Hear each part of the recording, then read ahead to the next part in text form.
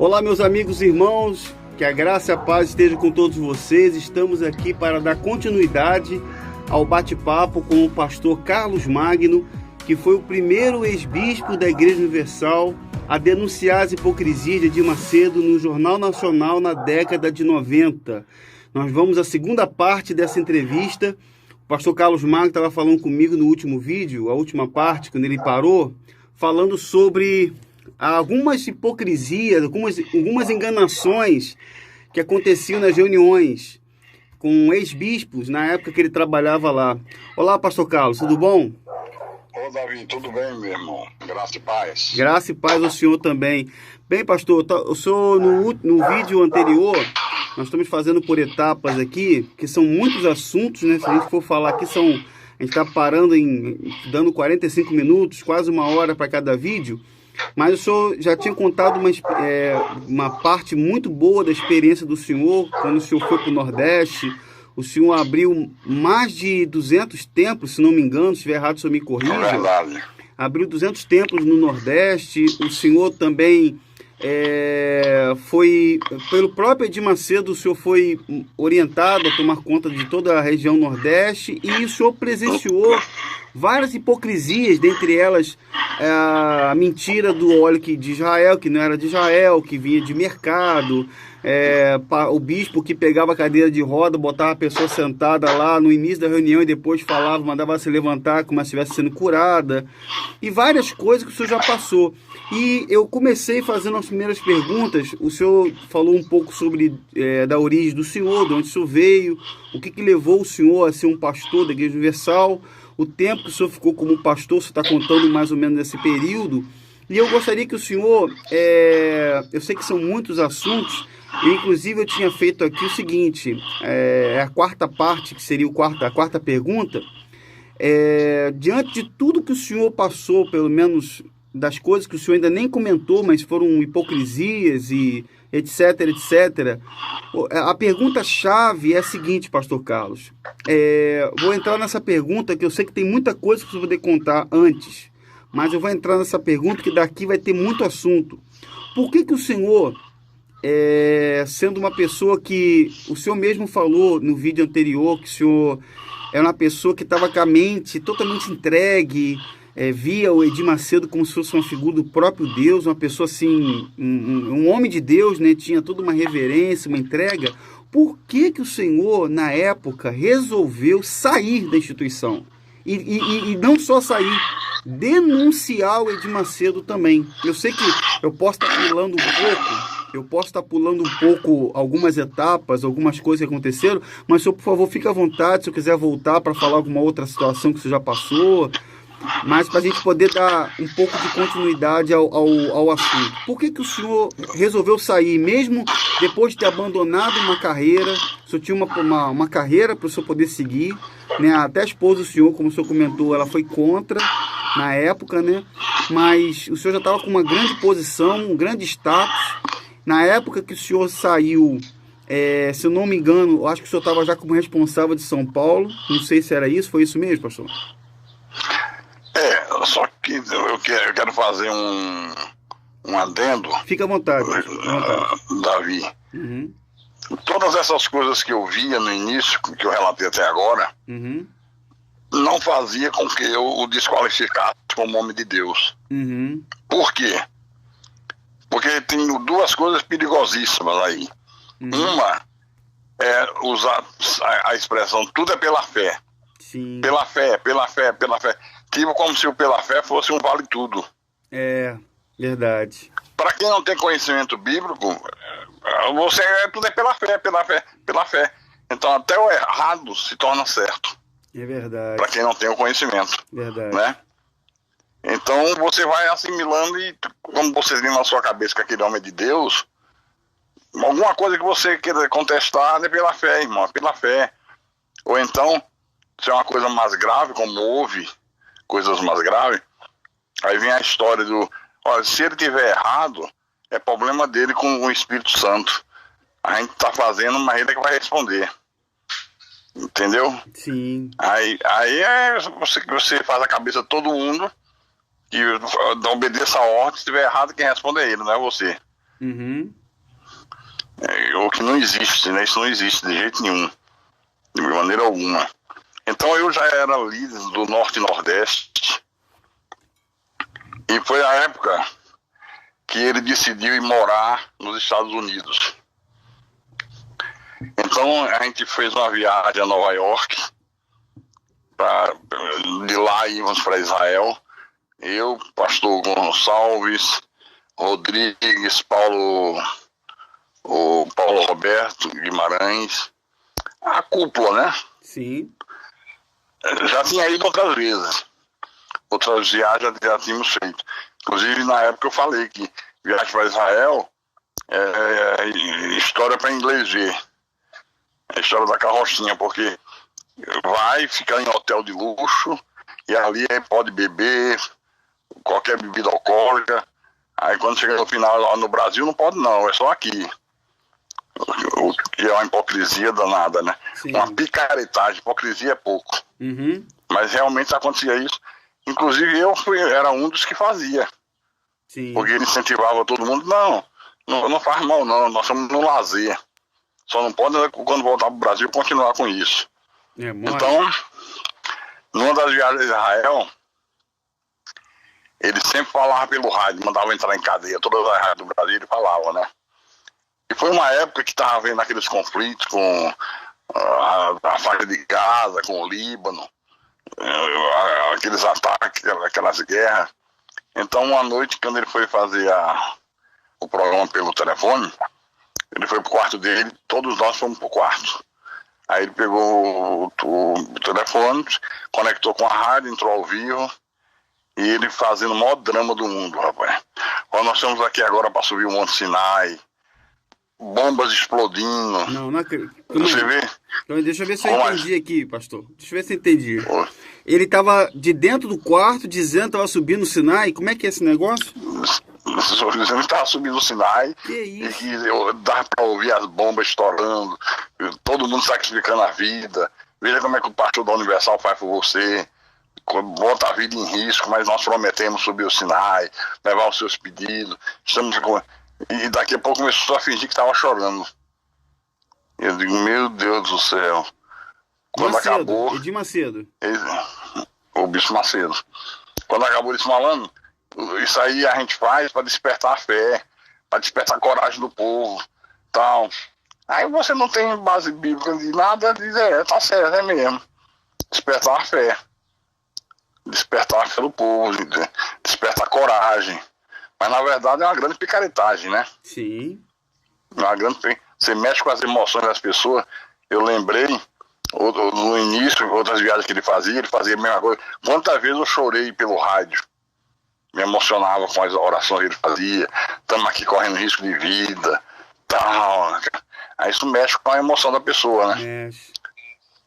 Então, nessa última viagem, nós passamos 15 dias.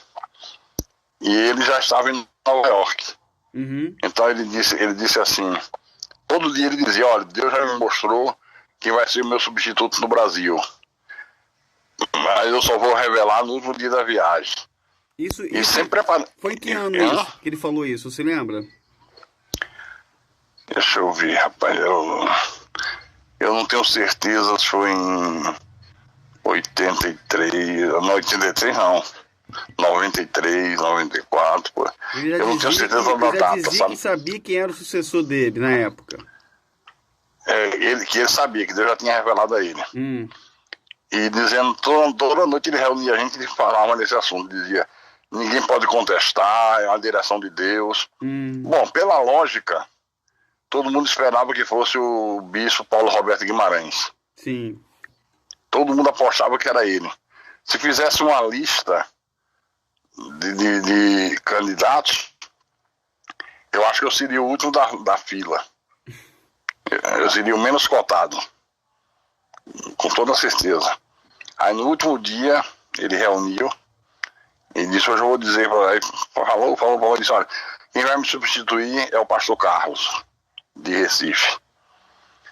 Pense numa agitação. Poxa.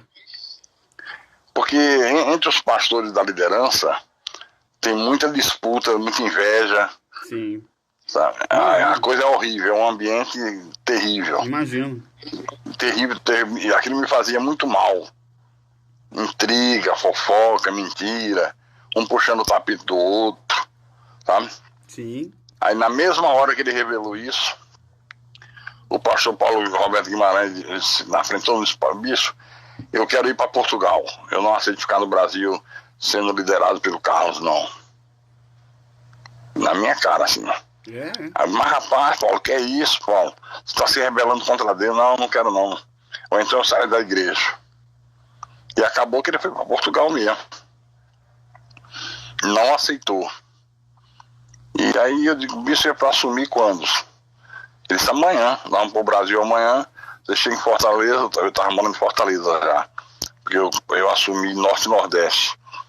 Ele disse: então você prepara as tuas coisas, deixa o Sérgio lá como teu substituto, que era um pastor do Rio que tinha ido para lá pra me ajudar, e você vai direto para São Paulo.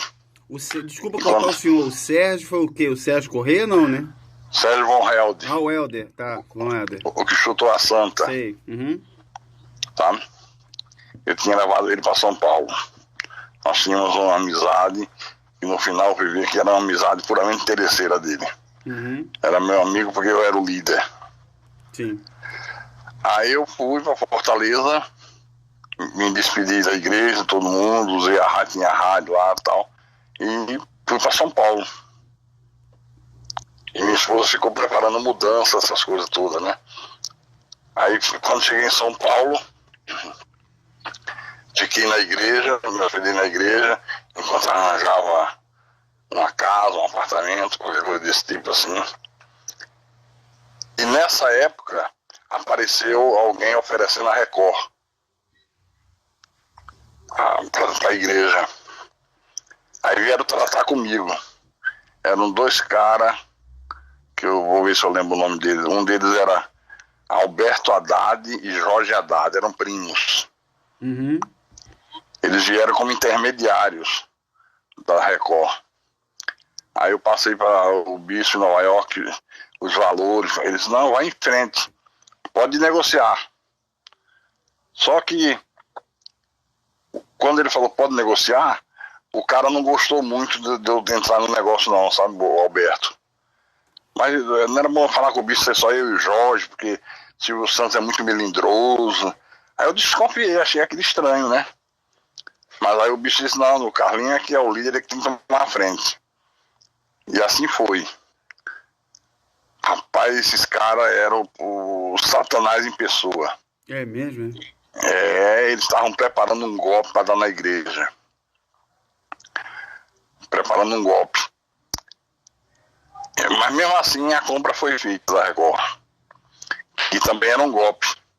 Só que agora era um golpe feito pelo Silvio Santos. Por quê?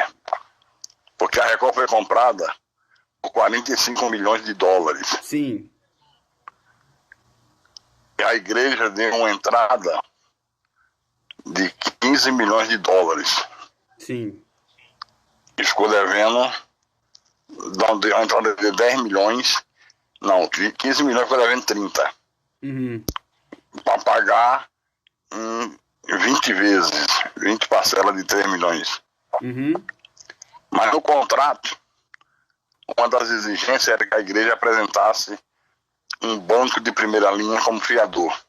Quer dizer, não podia ser qualquer banco, tinha que ser um banco de primeira linha. Um Bradesco, um Itaú, um Santander, um Banco do Brasil, alguma coisa desse tipo aí.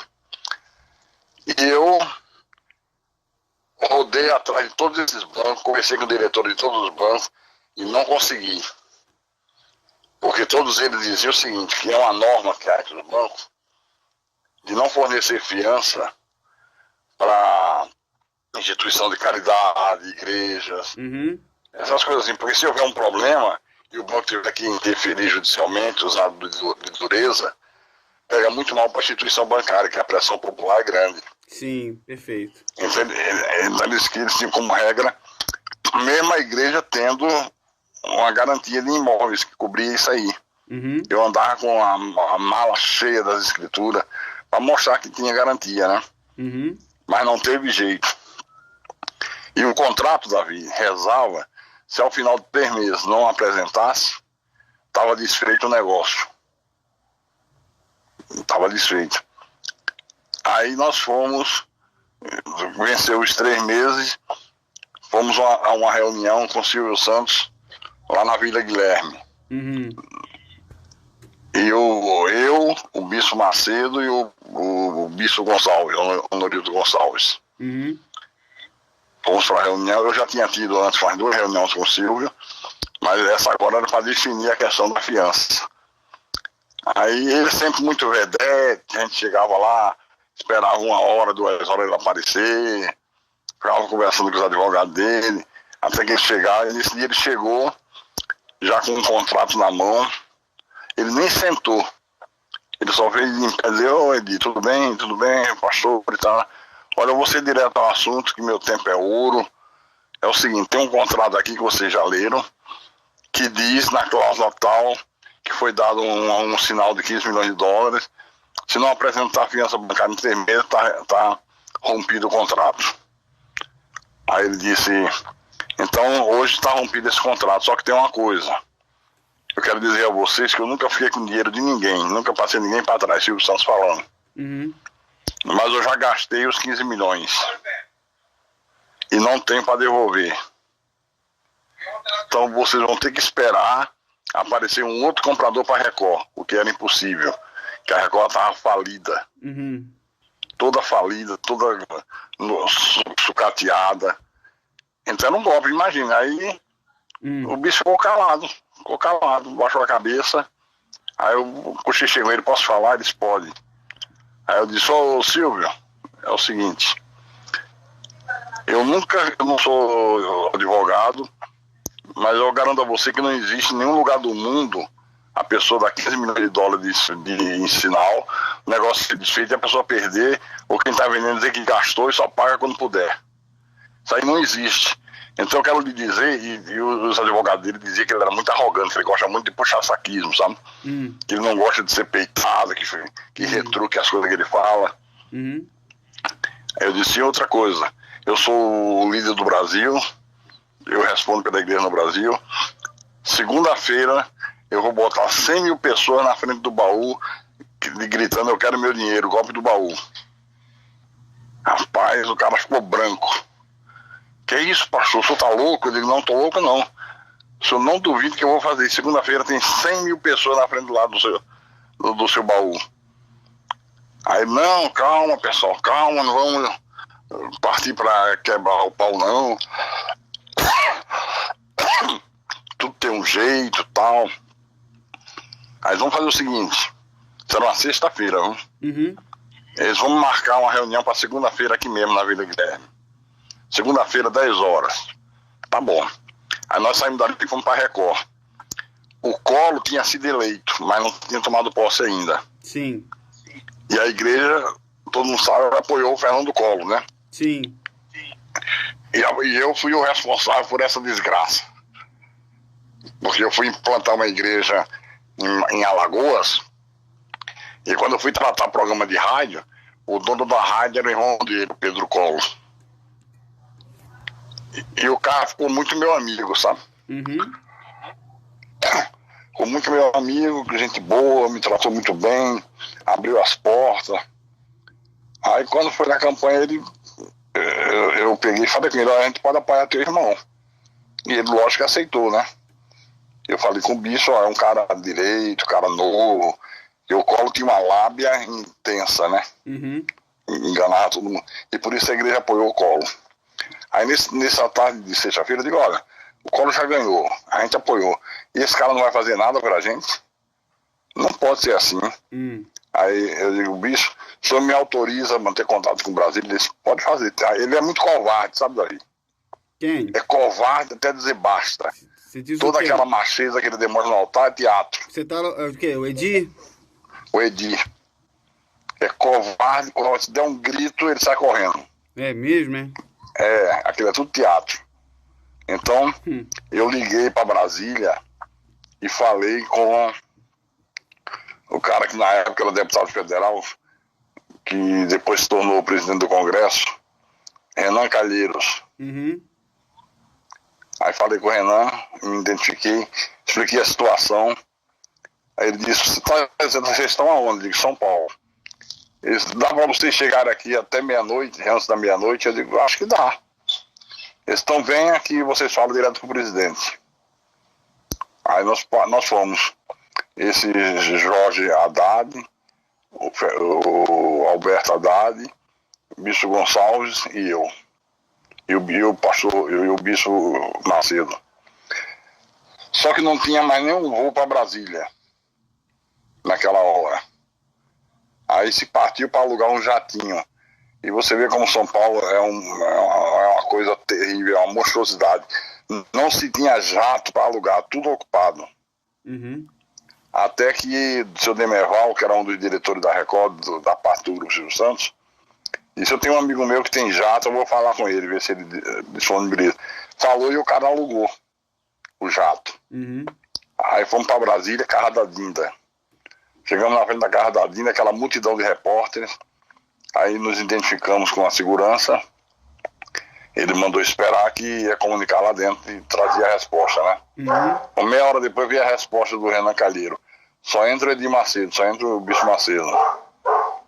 Aí, como ele é medroso, frouxo, disse, não, ou entra todo mundo ou não entra ninguém. Ou eu entro com ele, sozinho eu não vou. Aí volto outra vez para falar com o Renan Calheiro. Aí vem a ordem, pode entrar todo mundo. Aí entramos todo mundo. Que tava havendo uma festa.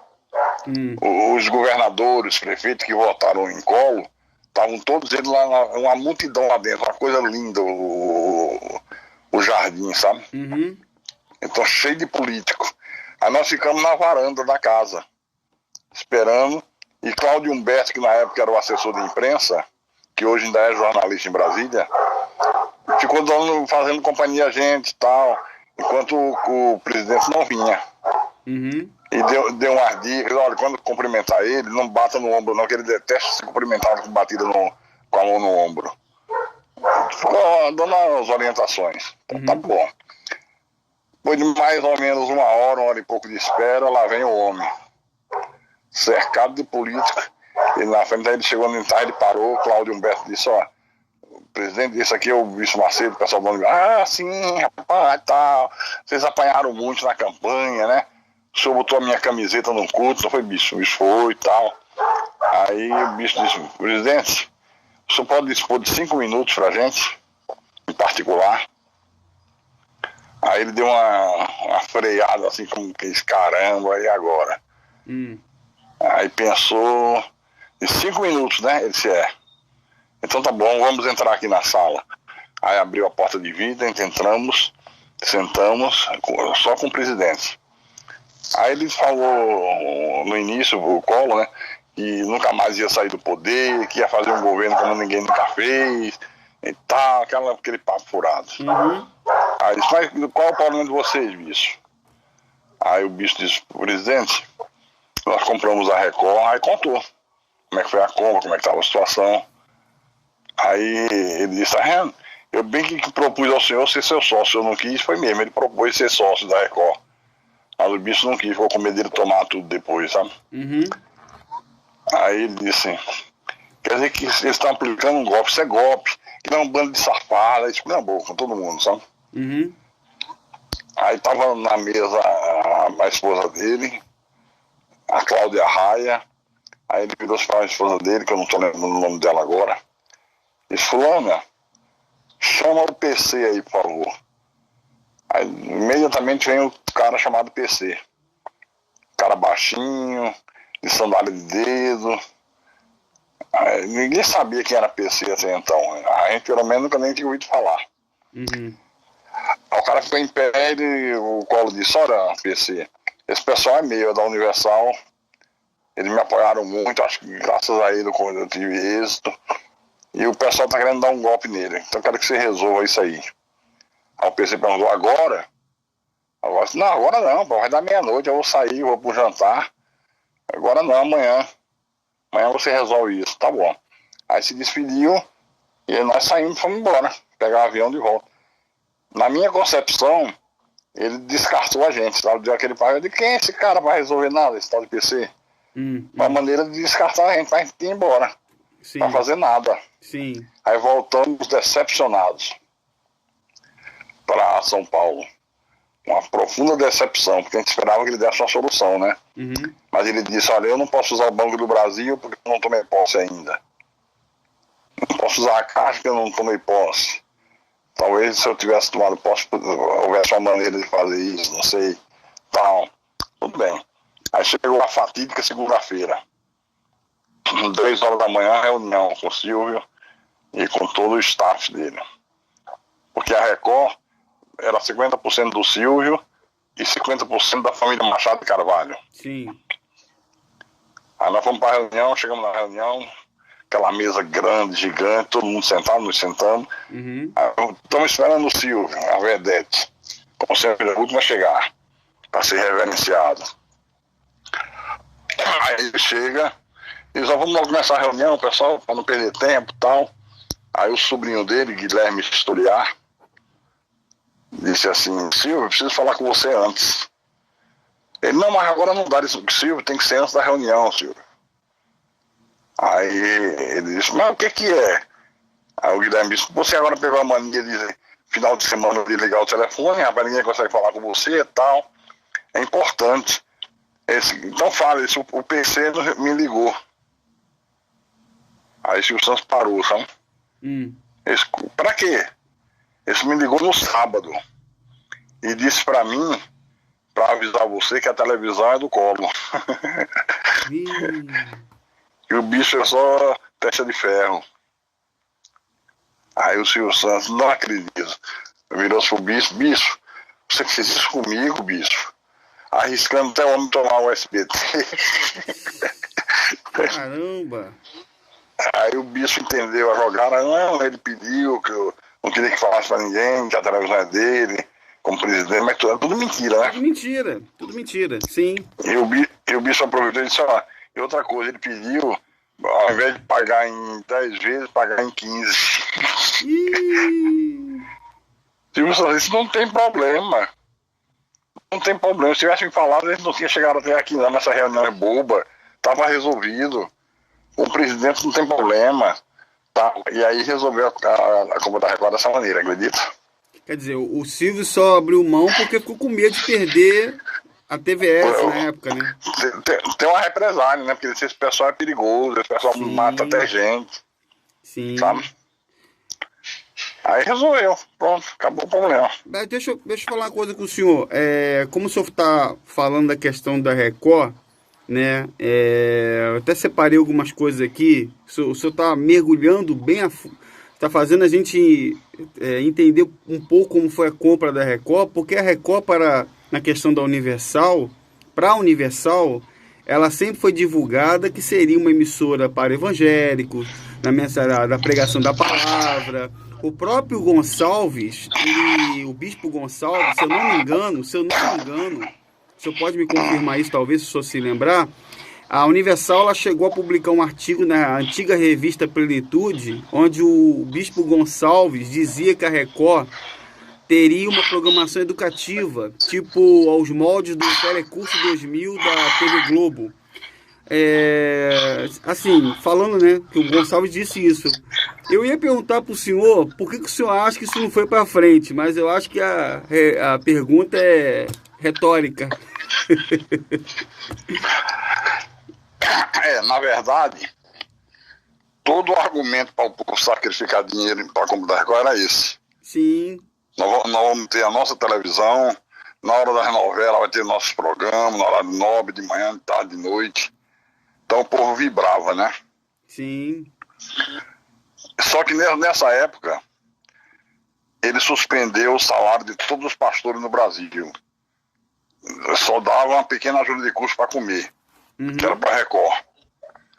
E pedia para que os pastores doassem os automóveis. Minha esposa doou, ela tinha um Santana novo, aí doou. O meu eu quis doar, mas ele disse que eu precisava do carro para andar, para fazer papel de líder do Brasil. Mas todos os pastores doaram, os pobrezinhos indo de madrugada fazer programa de rádio, de ônibus, se arriscando. E ele, quando sacramentou a compra, compramos, aí ele veio dos Estados Unidos, disse que ia passar 2 meses no Brasil. Uhum. Aí eu ofereci para ele estacionar na minha casa, ele aceitou. Veio ele e a Esther. Uhum. Ficaram na minha casa, hospedados na minha casa. Ia passar 2 meses e tal. Com um mês, um dia de sábado, quando nós acordamos, ele disse: olha, Carlinho, eu quero que vocês Sandrelinha, nos acompanhem, que a gente quer ver um apartamento para alugar. Aqui tá muito bom, vocês são boa companhia pra gente. Mas você sabe, né? As crianças vão querer vir, já estão lá me perturbando pra vir, aí vai tirar o sossego, tem aquela desculpa esfarrapada. Sim. Eu digo: não, tudo bem. Tu fica à vontade, não tem problema não. Aí saímos nós 4 para procurar apartamento. Eu não conhecia São Paulo, ele já, acho que já conhecia. Ele foi procurar logo na... Deixa eu ver se eu lembro agora aqui. Chácara Flora, que é um dos condomínios chiques de São Paulo. Uhum. Aí o corretor passou no imobiliário, o corretor levou, mostrou. Depois foi para outro condomínio. E nesse outro condomínio, o cara mostrou um apartamento de 1 por andar, que era simplesmente deslumbrante, para alugar. Aí a mulher dele gostou demais, a Esté, ele também gostou. Aí, não, então nós vamos ficar com esse, vamos alugar esse. Eu não sei os valores de aluguel agora, não lembro. Uhum. Mas aí o corretor pegou e disse assim: olha, agora se o senhor quiser, aqui no 5º andar tem um que tá à venda, igualzinho. Vamos lá ver. Aí ele foi ver. Imobiliado do jeito que tá, o cara vende com tudo dentro. Uhum. Ele viu, gostou e disse: vamos fazer negócio desse, quanto é o preço? O cara disse: é $1.200.000. Uhum. Aí fomos pra imobiliária,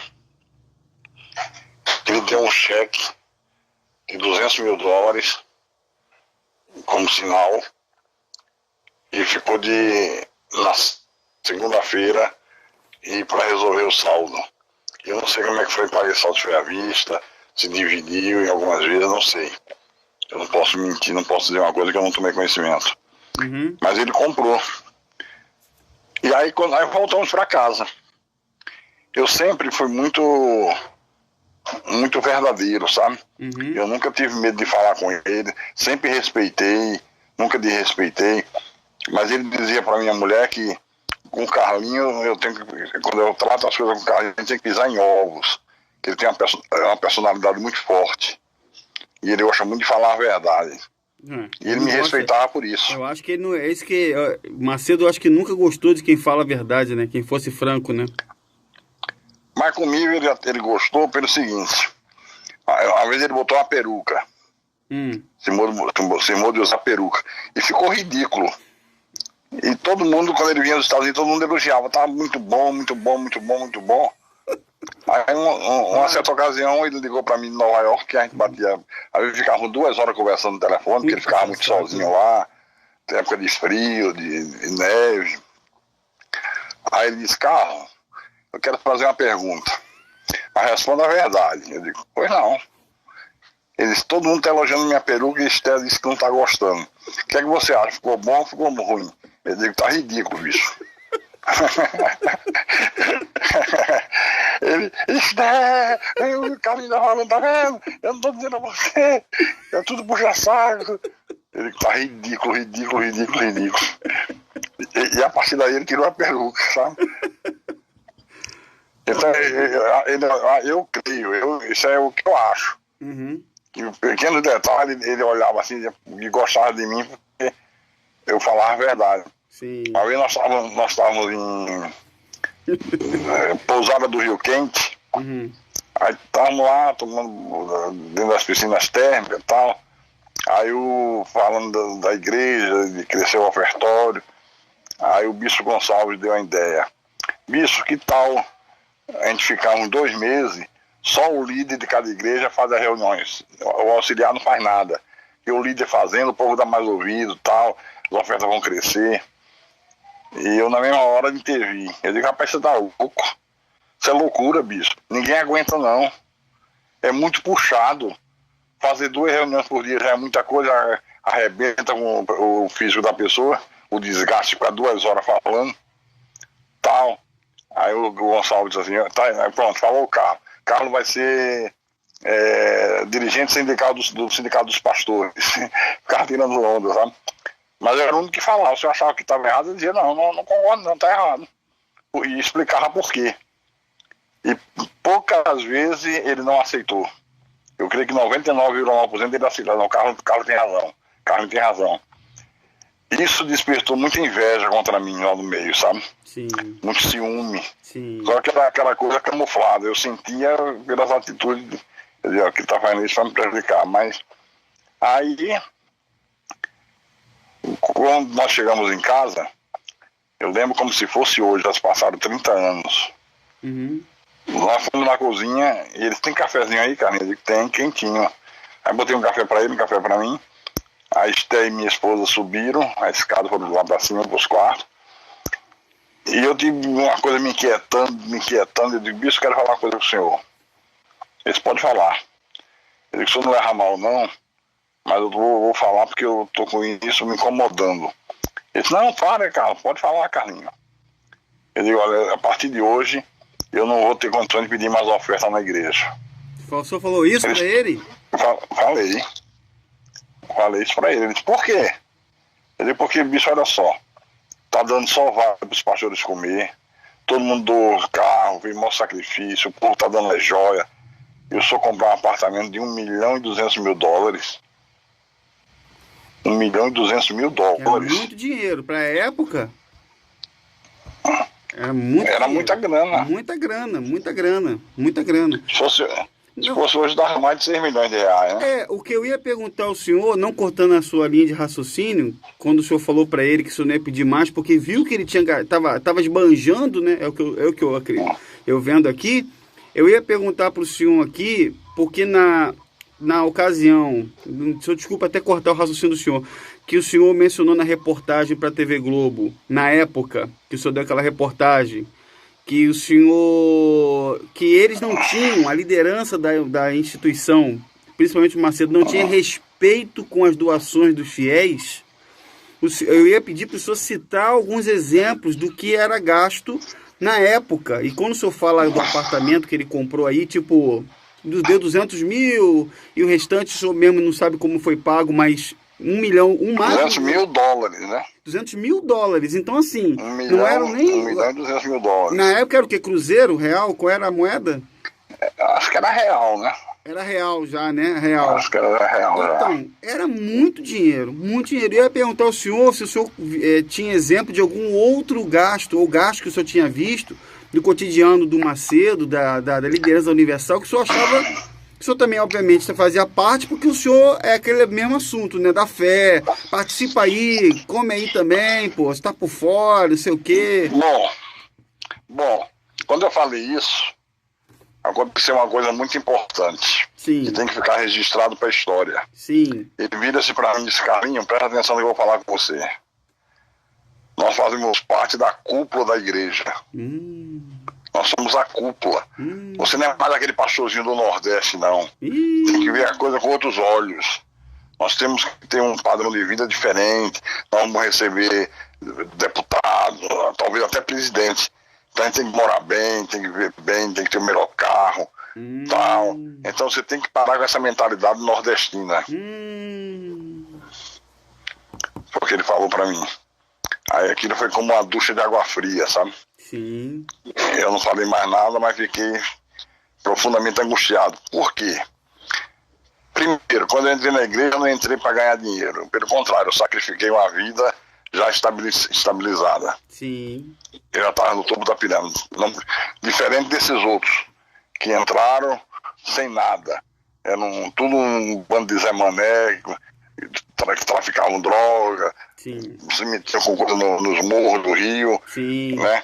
Não estou dizendo que quem mora em morro é Zé Mané. Estou falando, esses que eu citei, depois falaram bispos, não eram nada. Sim. Nada. Então, para eles, o padrão de vida que eles alcançaram Eles são capazes de dar a vida por aquilo. É verdade. Quando eu entrei e comecei minha vida lá dentro, eu chamei minha esposa e disse, olha, eu tenho um critério.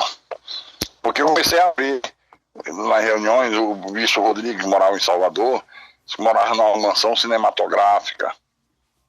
E uma vez ele disse, malandro, tu tem que morar bem, tem que procurar uma mansão lá em Recife, lá em Fortaleza, não sei o quê. E eu tinha, por minha conta e risco, estabelecido o seguinte, eu só alugo uma casa até o valor que eu pagaria se eu estivesse na Nuclebras. Uhum. Entendeu? Uhum. Sim. Por exemplo, se eu estivesse na Nuclebras e eu pudesse pagar R$2.000 de aluguel, então aqui na igreja eu vou alugar uma de R$2.000. Mesmo que tenha gente alugando por 10. Uhum. E minha esposa também sempre foi muito sincera, muito ela tá certo, perfeito. Eu digo que isso é uma questão minha com Deus, eu não concordo com essas coisas, eu não acho que a pessoa deva se completar as coisas de Deus. E sempre agi assim, e eu não vai dar para contar hoje, que é muita coisa. Uhum. Se eu contar como Deus se manifestou na minha vida, as pessoas vão achar até uma coisa inacreditável. Porque Deus honra a nossa fé, nossa pureza da alma, Sim. nossas atitudes lícitas, né? Então, isso é uma coisa que vem de berço. Eu não cortando o que o senhor tá colocando, eu lembro do que o senhor falou comigo na primeira vez que eu falei com o senhor por telefone, foi ontem, me parece, foi essa semana, antes da virada do ano. O senhor falou comigo uma coisa que, pra gente não abrir só um parênteses aqui, que o senhor falou que o senhor não saiu da Universal e nem do Instituto, o senhor foi tirado por Deus, né? O senhor foi removido, né? É verdade. Ninguém sai dali por vontade própria. Exatamente. Agora, deixa eu perguntar. Eu vou exemplificar a você porque que eu digo isso. Sim, senhor. Bem rápido, para você captar o espírito da coisa. Uhum. Eu tinha um pastor que era meu subordinado aqui no Nordeste, chamado Antônio Carlos. Esse pastor tinha sido caixa de banco, era caixa de banco. Sim. Tornou pastor.